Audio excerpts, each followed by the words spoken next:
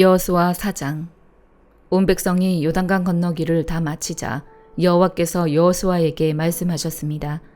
백성들 가운데 각 지파에서 하나씩 12명을 뽑아 그들에게 명령하여라.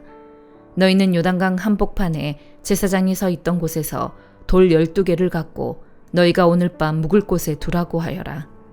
그리하여 여호수아는 이스라엘 백성들 가운데 각 지파에서 한 사람씩 그가 세운 12명을 불러 모아 그들에게 말했습니다.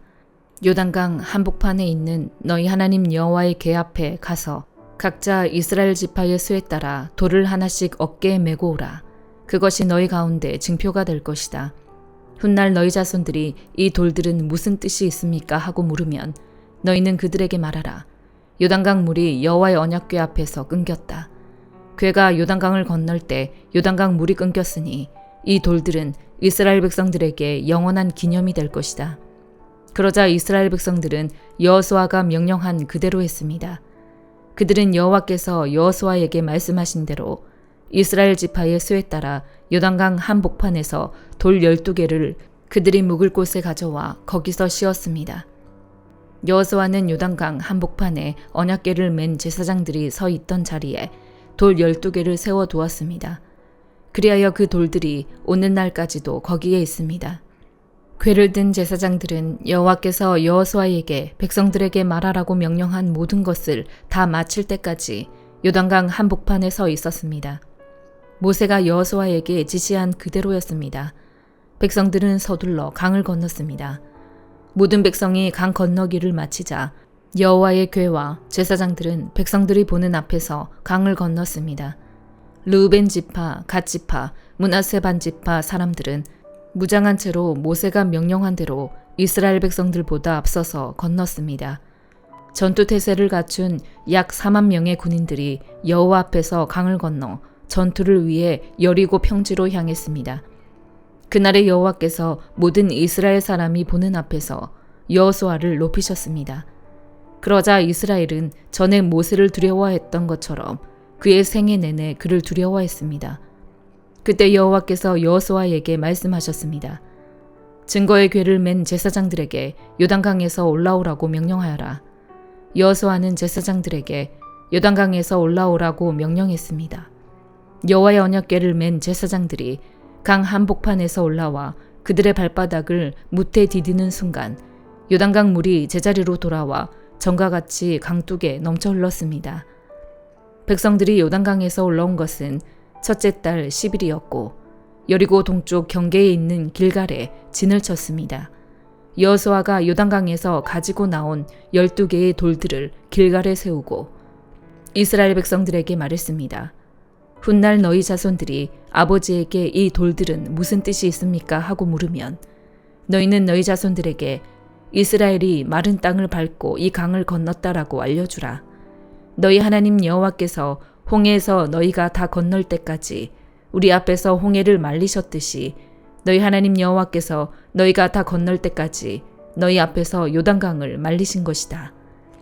이것은 이 땅의 모든 백성들이 여호와의 손이 강함을 알게 하려는 것이요 너희가 평생 너희 하나님 여호와를 경외하게 하려는 것이다. 시편 129편. 이스라엘은 말할 것이다. 그들이 내 어린 시절부터 나를 여러 번 억압했습니다. 그들이 내 어린 시절부터 여러 번 나를 억압했지만 나를 이기지는 못했습니다.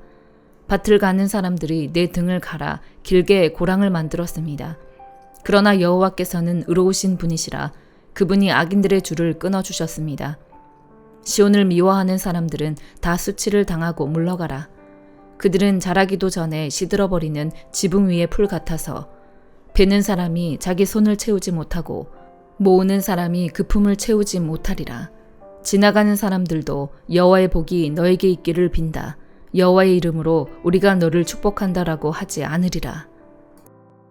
시편 130편. 오 여호와여, 깊은 곳에서 내가 주께 부르짖었습니다. 주여, 내 소리를 들으소서. 자비를 바라며 부르짖는 내 소리에 주의 귀를 기울이소서. 여호와여, 주께서 죄를 지적하신다면 오 주여, 누가 견뎌낼 수 있겠습니까? 그러나 용서가 주께 있으니 주는 경외를 받으실 분이십니다. 내가 여호와를 바라고 내 영혼이 기다리며 여호와의 말씀에 소망을 두고 있습니다.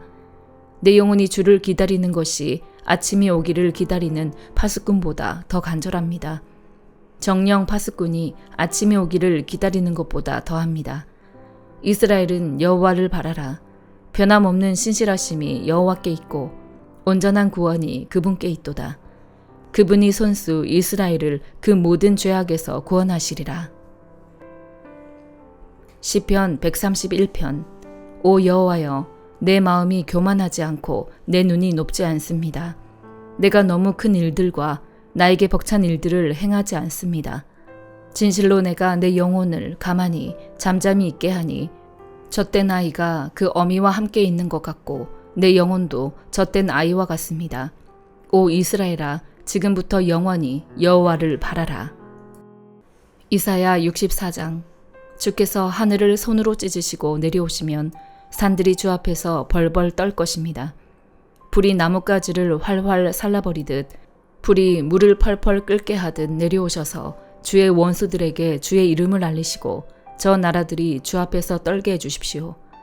주께서 내려오셔서 하신 일들은 우리가 생각하지도 못했던 일입니다. 그 엄청난 일을 하셨을 때 산들이 주 앞에서 벌벌 떨었습니다. 그 일은 예로부터 아무도 들어보지 못한 일이었습니다.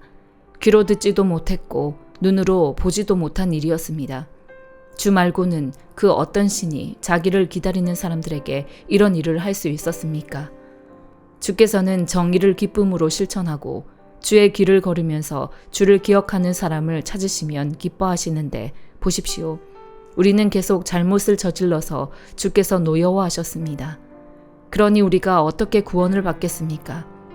우리는 모두 부정한 사람처럼 됐으니 우리가 실천한 모든 의로운 행동은 더러운 옷과 같습니다. 우리는 모두 나뭇잎처럼 시들었으니 우리의 죄가 바람처럼 우리를 쓸어내고 있습니다. 아무도 주의 이름을 부르지 않고 주를 붙들려고 애쓰는 사람도 없습니다. 그래서 주께서 우리에게 얼굴을 숨기시고 우리의 죄 때문에 우리를 녹이셨습니다. 그러나 여호와여, 주는 우리의 아버지이십니다. 우리는 주의 진흙이고 주는 토기장이십니다. 우리는 모두 주의 손이 만드신 작품입니다. 여호와여, 너무 많이 노여워하지 마십시오. 우리 죄를 영원히 기억하지는 말아 주십시오. 우리를 눈여겨보아 주십시오. 우리는 모두 주의 백성입니다. 주의 거룩한 성읍들이 광야가 됐습니다. 시온이 광야가 됐고 예루살렘이 폐허가 됐습니다. 우리의 조상이 주를 찬양하던 그곳, 거룩하고 영광스럽던 우리의 성전이 불에 타 버렸고 우리가 소중히 여기던 모든 것이 황무지가 됐습니다. 여호와여, 이 모든 일에도 주께서 물러서 계시겠습니까? 우리가 엄청난 고통을 당하는데도 그저 잠잠히 계시겠습니까? 마태복음 12장. 그 무렵 안식일에 예수께서 밀밭 사이로 지나가고 계셨습니다. 예수의 제자들은 배가 고파서 이삭을 따서 먹기 시작했습니다. 이것을 본 바리새파 사람들이 예수께 말했습니다. 보시오, 당신 제자들이 안식일에 해서는 안 될 일을 하고 있소. 예수께서 대답하셨습니다. 다윗과 그 일행이 굶주렸을 때 다윗이 한 일을 읽어보지 못했느냐? 다윗이 하나님의 집에 들어가 제사장만 먹게 돼 있는 진설병을 스스로 먹고 또 자기 일행에게도 나누어 주지 않았느냐? 또 제사장들이 안식일에 성전 안에서 안식일을 어겨도 그것이 죄가 되지 않는다는 것을 율법에서 읽어보지 못했느냐? 내가 너희에게 말한다. 성전보다 더 큰 이가 여기 있다. 내가 원하는 것은 제사가 아니라 자비다라고 하신 말씀의 뜻을 너희가 알았다면 너희가 죄 없는 사람들을 정죄하지 않았을 것이다. 인자는 안식일의 주인이다. 예수는 그곳을 떠나 유대 사람의 회당으로 들어가셨습니다. 그곳에는 한쪽 손이 오그라든 사람이 있었습니다. 그들은 예수를 고소할 구실을 찾으려고 물었습니다. 안식일에 병을 고치는 것이 옳습니까? 예수께서 말씀하셨습니다. 만일 너희 중 누군가 양 한 마리가 있는데 안식일에 그 양이 구덩이에 빠진다면 붙잡아 꺼내주지 않겠느냐? 하물며 사람이 양보다 얼마나 더 귀하냐? 그러니 안식일에 선한 일을 하는 것이 옳다. 그러고 나서 예수께서는 그 사람에게 말씀하셨습니다. 네 손을 펴보아라. 그러자 그 사람이 손을 쭉 폈고 그 손은 다른 손처럼 회복됐습니다. 그러나 바리새파 사람들은 밖으로 나가 어떻게 하면 예수를 죽일까 음모를 꾸몄습니다. 그러나 예수께서 이것을 알고 그곳을 떠나셨습니다. 많은 무리가 예수를 따라갔고 예수께서는 그들을 모두 고쳐주셨습니다. 그리고 자신에 대한 소문을 내지 말라고 그들에게 경고하셨습니다. 이는 예언자 이사야를 통해 하신 말씀을 이루시기 위한 것이었습니다. 보라, 내가 택한 내 종, 내가 사랑하는 자, 내가 그를 기뻐한다. 내가 내 영을 그에게 주리니 그가 이방의 정의를 선포할 것이다.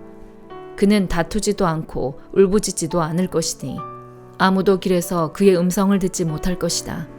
그는 정의가 승리할 때까지 상한 갈대도 꺾지 않고 꺼져가는 심지도 끄지 않을 것이다.